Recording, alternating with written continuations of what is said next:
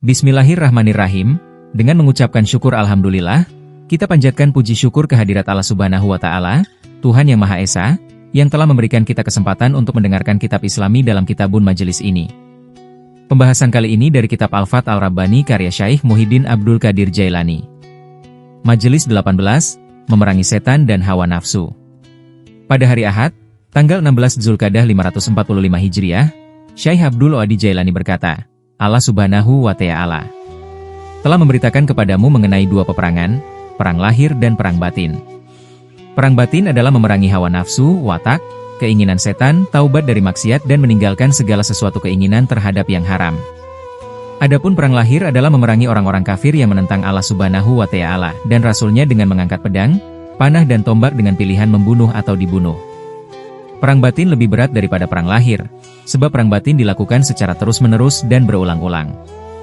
Betapa tidak, perang batin itu menuntut manusia untuk memutuskan segala keinginan hawa nafsu dari yang diharamkan, kemudian menjalankan perintah agama dan meninggalkan segala larangannya.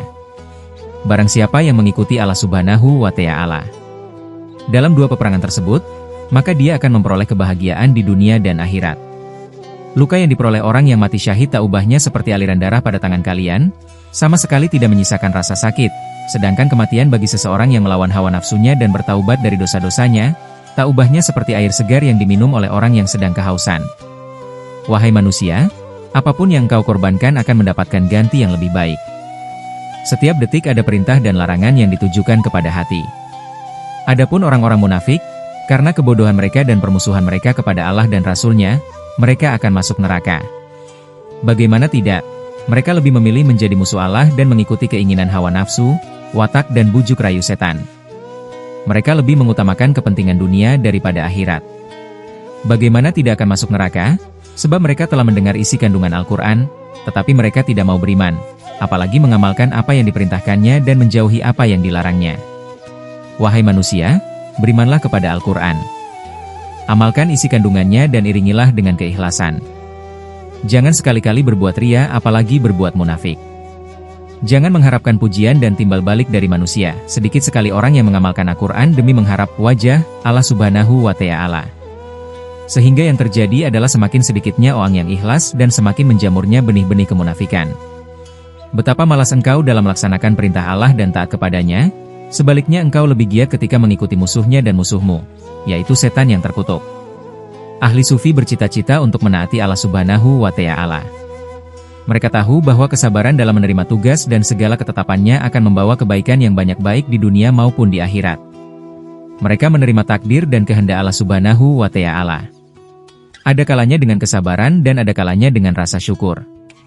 Ada kalanya dalam kedekatan dan ada kalanya ketika berjauhan, baik saat lelah maupun saat rehat, baik saat kaya maupun dalam kemiskinan, baik saat sehat maupun ketika sakit. Segala cita-citanya ia peruntukkan untuk menjaga hubungan hatinya dengan Allah Azza wa Jalla. Inilah hal terpenting bagi mereka. Mereka menginginkan keselamatan diri mereka dan seluruh makhluk yang dapat bersanding dengan Halik.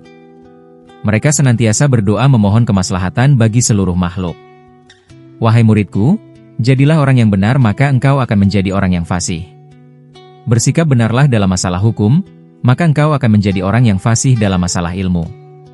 Jadilah orang yang benar dalam hal yang tersembunyi, maka engkau akan menjadi orang yang fasih dalam hal yang terbuka. Keselamatan itu seutuhnya terdapat di dalam ketaatan kepada Allah Subhanahu wa Ta'ala. Dengan menjalankan segala perintahnya dan menjauhi apapun yang dilarangannya dan sabar dalam menjalankan segala ketentuannya. Barang siapa yang memohon kepada Allah, niscaya Dia akan mengabulkannya. Barang siapa yang taat kepadanya, maka seluruh makhluk akan dijadikan taat kepada orang tersebut.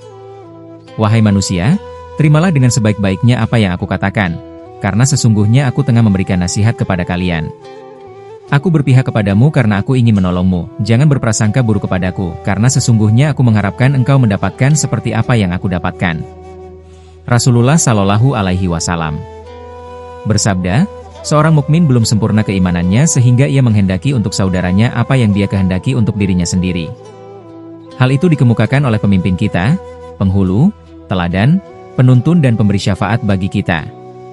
Dia adalah para penghulu para nabi, para rasul sejak zaman Nabi Adam sampai hari kiamat. Kesempurnaan iman tidak diakui bagi siapa saja yang belum dapat mencintai saudara seagamanya sebagaimana dia mencintai dirinya sendiri. Apabila engkau memperlakukan diri sendiri dengan sebaiknya, makanan yang bergizi, pakaian yang bagus, harta yang banyak dan sebagainya, sedangkan engkau memperlakukan sebaliknya terhadap saudara seagamamu, maka engkau telah berdusta dengan mengaku telah sempurna iman. Wahai orang yang dangkal, kamu mempunyai tetangga yang fakir serta keluarga yang kekurangan, dan pada hartamu ada zakat yang harus kamu keluarkan. Sementara dari hari ke hari, keuntunganmu terus bertambah. Apabila dalam keadaan engkau tidak mau mengeluarkan zakat, berarti engkau lebih senang melihat mereka berada dalam kefakiran. Ketika engkau tidak mau memberi, berarti engkau rela dengan apa yang mereka alami. Apabila hawa nafsu, hasrat dan setan masih berada di belakang kendali kalian, maka kalian akan sulit untuk berbuat kebaikan. Dalam dirimu ada sifat rakus, panjang angan-angan dan cinta kepada dunia, rendah ketakwaan dan keimanan. Sehingga engkau telah musyrik dengan dirimu sendiri, hartamu, makhluk dan segala kebaikan yang ada pada dirimu. Barang siapa yang lebih mencintai dunia, diiringi dengan kerakusan, lupa kepada kematian, lupa bahwa ia akan bertemu Tuhannya dan tidak lagi membedakan halal dan haram, maka sesungguhnya dia sama dengan orang-orang kafir yang mengatakan, kehidupan ini tidak lain hanyalah hidup di dunia saja, kita mati dan hidup dan tidak ada yang membinasakan kita kecuali masa. Quran Surat Al-Jathiyah, 24. Seolah-olah engkau menjadi salah satu dari mereka yang mengatakan demikian, hanya saja engkau bersembunyi di balik dua kalimat syahadat yang engkau ucapkan, engkau berlindung diri di dalam Islam. Bahkan engkau ikut sholat, puasa dan berbagai ibadah bersama dengan orang-orang Islam. Engkau menampakkan ketakwaan, padahal hatimu durhaka dan khianat.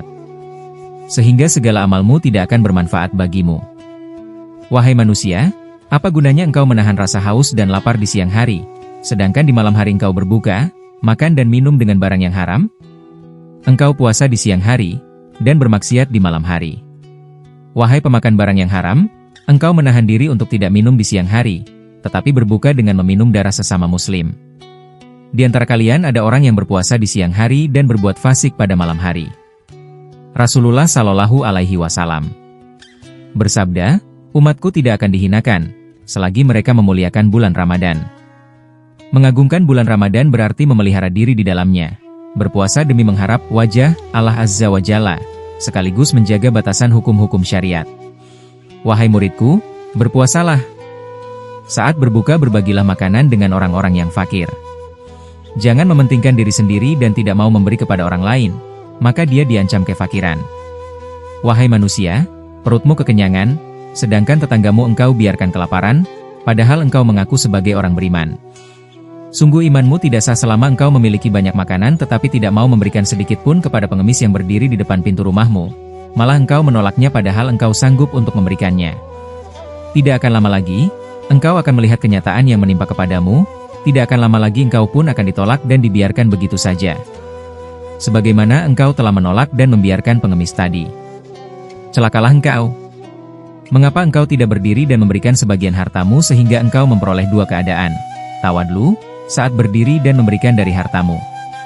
Nabi Muhammad Shallallahu Alaihi Wasallam memberikan makanan dengan tangannya sendiri, memberi makanan unta, memerah susu kambing dan menjahit pakaiannya yang robek.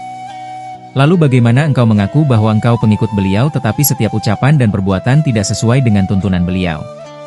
Pengakuanmu tidak terbukti, engkau tak ubahnya seperti orang Yahudi tulen.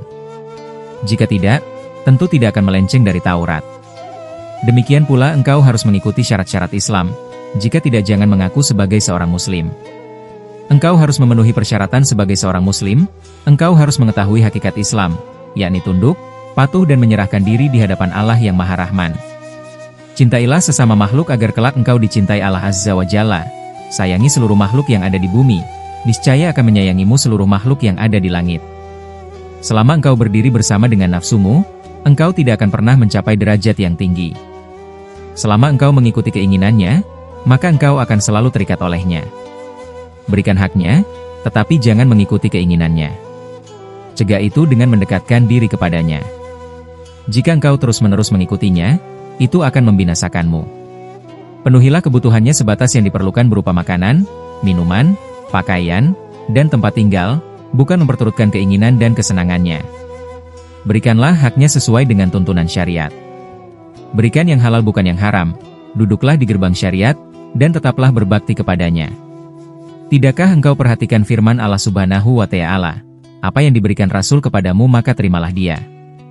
dan apa yang dilarangnya bagimu maka tinggalkanlah. Quran Surat Al-Hasyr 7. Terimalah apa yang ada walaupun sedikit, tahanlah hawa nafsumu. Jika engkau memperolehnya lebih banyak sesuai dengan ketetapan takdir, tetaplah kendalikan nafsumu. Jika telah merasa cukup dengan yang sedikit, maka engkau tidak akan binasa. Sedangkan sesuatu yang telah ditakdirkan untukmu, pasti akan datang juga. Hasan Al-Basri mengatakan, seorang mukmin sejati, cukup dengan sesuap nasi dan seteguk air. Orang mukmin makan untuk memperoleh kekuatan, sedangkan orang munafik makan untuk kesenangan. Orang mukmin itu menguatkan diri karena ia sadar sedang ada dalam perjalanan ke tempat kembali. Dia yakin bahwa sesampainya di sana, surga, dia akan memperoleh apa yang dia butuhkan. Sedangkan orang munafik sama sekali tidak mempunyai tujuan yang jelas dalam hidupnya. Begitu banyak hari yang berlalu tanpa makna, bulan berganti penuh dengan kesia-siaan. Engkau lalui usia tanpa guna. Untuk urusan dunia engkau lakoni dengan kesungguhan, sedang untuk urusan agama engkau tinggalkan begitu saja.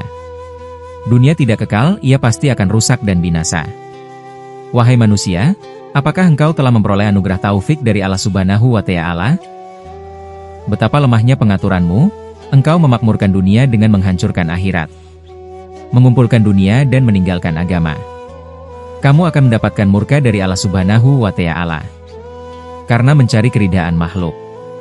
Seandainya engkau menyadari bahwa engkau akan mati, tentu engkau akan segera menghampiri Tuhanmu dengan menghitung-hitung amal yang telah engkau kerjakan, dan ternyata betapa sedikit bekal yang engkau persiapkan. Luqmanul Hakim memberikan nasihat kepada putranya, wahai anakku, sebagaimana engkau sakit, engkau tidak pernah tahu mengapa dan bagaimana penyakit itu datang. Demikian halnya kematian, engkau tidak akan tahu bagaimana kematian itu datang. Wahai orang-orang yang jauh dari kebaikan, wahai orang yang sibuk dengan urusan dunia, aku telah memperingatkan dan mencegah kalian, tetapi kalian tidak mempedulikannya. Tidak akan lama lagi dunia akan meninggalkanmu, sehingga tidak ada gunanya lagi semua yang telah engkau kumpulkan, kamu sukai dan kamu banggakan. Bahkan semua itu akan menjadi bencana bagimu. Wahai muridku, hendaklah engkau merasa cukup, qanaah, dan menghentikan keburukan. Nasihat itu datang secara beruntun. Jika engkau telah menerima satu nasihat dari seseorang lalu engkau mematuhinya, maka akan datang nasihat berikutnya. Sedikit sekali manusia yang menyambut baik seruan manusia untuk segera menuju pintu Allah Azza wa Jalla. Para pendai itu akan menjadi hujah yang memberatkan mereka, apabila tidak mau menerima, padahal mereka, para pendai, merupakan nikmat bagi orang-orang yang beriman, dan siksa bagi orang-orang munafik yang menjadi musuh bagi agama Allah Subhanahu wa Ta'ala. Ya Allah, senangkan kami dengan tauhid, jauhkan kami dari terlena oleh dunia dan segala sesuatu selain Engkau. Wahai orang-orang musyrik, tidak ada sesuatu yang ditentukan oleh tangan manusia. Semua raja dan penguasa, orang kaya ataupun miskin, semuanya berada dalam genggaman takdir Allah Subhanahu wa Ta'ala. Seluruh hati berada dalam genggamannya, dia membolak-balikan hati sesuai dengan kehendaknya. Tidak ada sesuatu yang serupa dengannya, dia maha mendengar lagi maha melihat. Jangan membiarkan nafsu subur, sesungguhnya dia akan memangsamu. Seperti halnya seseorang yang memelihara anjing ganas, dia memberinya makan hingga gemuk, suatu saat anjing itu akan menggigitnya juga. Jangan biarkan nafsumu menghunus pisaunya, sesungguhnya dia akan menipumu dan melemparkanmu ke jurang kehancuran. Hentikan pergerakannya dan abaikan semua keinginannya. Ya Allah, bantulah kami untuk memerangi nafsu kami. Ya Allah, tolonglah kami dengan ketaatan kami kepada MU, dan jangan hinakan kami dengan kemaksiatan yang kami lakukan. Ya Tuhan kami, berilah kami kebaikan dunia dan kebaikan akhirat, dan peliharalah kami dari siksa api neraka. Amin ya Rabbal Alamin. Berlanjut ke pembahasan selanjutnya.